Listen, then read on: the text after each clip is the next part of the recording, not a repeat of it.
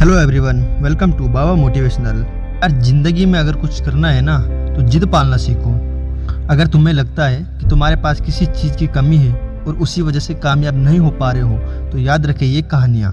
और हाँ, वीडियो ख़त्म होने के बाद कमेंट बॉक्स में ज़रूर बताना कि तुम्हारी ज़िंदगी में जो प्रॉब्लम है क्या वाकई में वो प्रॉब्लम है या सिर्फ बहाने हैं जो आपको कामयाबी तक नहीं पहुँचने दे रहे हैं। स्टीफन हॉकिंस 21 साल की उम्र में जब आप और हम कॉलेज की दुनिया एंजॉय कर रहे होते हैं, उस उम्र में इस बंदे को मोटो न्यूरोस डिसीज बीमारी का सामना करना पड़ा। इसमें इंसान के बॉडी पार्ट एक के बाद एक काम करना बंद कर देते हैं।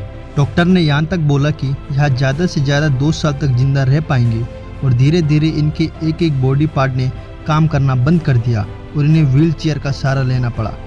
इस सब में इस बंदे ने बाकी सब तो खो दिया लेकिन हिम्मत कभी नहीं खोई और इसी हिम्मत की वजह से यह इंसान दुनिया का सबसे प्रसिद्ध वैज्ञानिक बना जिन्होंने ब्लैक होल और बिग बैंग थ्योरी में अपना कंट्रीब्यूशन दिया।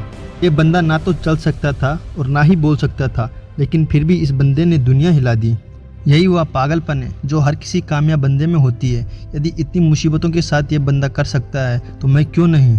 कोई काम कितना ही कठोर क्यों ना हो, जिद और दृढ़ विश्वास से जरूर पूरा किया जा सकता है। अरुणिमा सिन्हा, जिसकी रुचि बचपन से ही स्पोर्ट्स में थी, वह नेशनल वॉलीबॉल प्लेयर भी रही है। उनकी ज़िंदगी बहुत अच्छी चल रही थी, लेकिन तभी उन पर मुसीबतों का पहाड़ टूट पड़ा और लखनऊ से दिल्ली जाते हुए कुछ बदमाशों ने उन्हें ट्रेन से नीचे फेंक दिया, जिससे उनका एक पैर कट गया और इन्होंने दूसरा आर्टिफिशियल पैर लगाया। परिवार वालों तथा डॉक्टर ने इन्हें आराम करने की सलाह दी, लेकिन इन्होंने जिद पाल रखी थी। होने को कौन टाल सकता था। उन्होंने कहा कि मैं एवरेस्ट फतेह करूंगी, लेकिन परिवार वालों और लोगों ने मना किया और कहा कि जहां 2 पैर वाला इंसान नहीं जा सकता है वहां 1 पैर वाला कैसे जा पाएगा। लेकिन उन्होंने किसी की नहीं सुनी क्योंकि खुदा को कुछ और ही मंजूर था और 21 मई 2013 को अरुणिमा सिन्हा ने एवरेस्ट फतेह किया। हम बाहर की चुनौतियों से नहीं, अपने अंदर की कमजोरी से हारते हैं। किस्मत भी बादशाह उसी को बनाती है जो कुछ करने का हुनर रखते हैं। जिद अगर जीतने की हो तो हारना नामुमकिन सा हो जाता है। बादलों के दरमियान कुछ ऐसी साजिश हुई, मेरा मिट्टी का घर था वहाँ ही बारिश हुई। बादलों के दरमियान कुछ ऐसी साजिश हुई, मेरा मिट्टी का घर था वहाँ ही बारिश हुई। फलक को आदत थी जहाँ बिजलियाँ गिराने की, हमको भी जिद थी वहाँ आशियाना बनाने की। तीसरा व्यक्ति है थॉमस एडिसन। यदि कोई इस हीन भावना से ग्रस्त है कि आपकी स्कूली शिक्षा सीमित या कम रही है तो याद रखें कि थॉमस एडिसन, जिन्होंने बल्ब का आविष्कार किया, जिंदगी में केवल 3 महीने ही स्कूल गए हैं। उनके पास शिक्षा की कमी नहीं थी और ना ही वे गरीब थे। थॉमस एडिसन ने यह जिद पाल रखी थी कि मैं एक ऐसी वस्तु का निर्माण करूंगा जिससे पूरा संसार प्रकाशमय हो। इन्होंने जब यह कथन कहा तो लोगों ने बहुत ताने मारे। सोचो, जो लड़का अपनी पूरी जिंदगी में 3 महीने ही स्कूल गया हो, लेकिन वही ना जिद थी। उन्होंने जब इसका प्रयोग किया तो वह 10,000 बार फेल हुए। सोचो यार, 10,000 बार।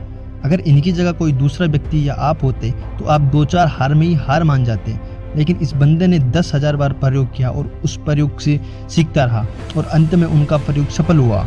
इसके कारण आज पूरा संसार प्रकाश में है। उन्होंने जब जिद पाल रखी थी और उसी जिद पर अडिग रहे, तभी जाके उन्हें सफलता मिली। आप भी जिद पाल के बैठो और जो काम कर रहे हो उसमें पूरी ताकत लगा दो। अगर ठान लिया ना तो कठिन कुछ भी नहीं। यार यदि इतनी मुश्किलों के बावजूद ये लोग कर सकते हैं तो दुनिया में ऐसी कोई चीज़ नहीं है जो तू नहीं कर सकता। मुश्किलें तो हर किसी की ज़िंदगी में आती है, लेकिन कामयाबी उन्हीं के पीछे भागती है जो इन मुश्किलों को अपने पैरों तले रोंद देते हैं।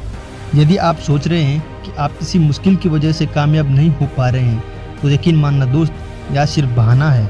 हवाओं के भरोसे मत उड़, चट्टानें तूफानों का भी रुख मोड़ देती हैं। अपने पंखों पर भरोसा रख, हवाओं के भरोसे तो पतंगे उड़ा करती है।